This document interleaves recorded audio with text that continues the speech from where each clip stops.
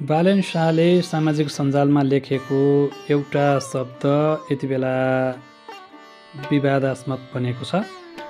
काठमाडौँ महानगरका मेयरको हैसियतले यस्तो अभद्र र आक्रोशपूर्ण शब्द सार्वजनिक रूपमा प्रयोग गर्नु धेरैले पदको गरिमा विपरीत भएको प्रतिक्रिया दिइरहेका छन्।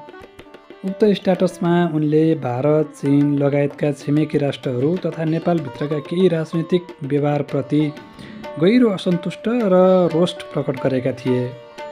उनले प्रयोग गरेको भाषा निकै सिधा र तीक्ष्ण र भावनात्मक लाग्ने खालको छ, जसका कारण समर्थकहरूले सत्य बोल्ने साहसी आवाज भनेर पनि समर्थन गरिरहेका छन् भने आलोचकहरूले अव्यावहारिक र असंयमित तरिकाबाट लेखिएको छ भनेर आलोचना गरिरहेका छन्।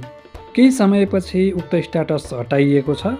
कतिपयले यसलाई दबावको परिणाम पनि भनेका छन् भने कतिले भावनाको आवेगमा लेखिएको भन्दै पछि सच्याइएको अथवा डिलिट गरिएको पनि भनेका छन्।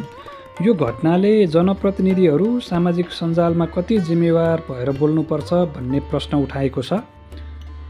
बालेन शाहको व्यक्तित्व र स्वभाव तथा राजनैतिक शैली फेरि एकपटक चर्चा र विवादको केन्द्रमा बनेको छ।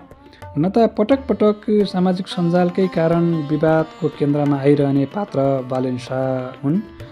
आजको श्रृङ्खलामा हामी तपाईहरूलाई बालेन शाहले लेखिएको त्यो शब्दको अर्थ के हुन्छ भन्ने विषय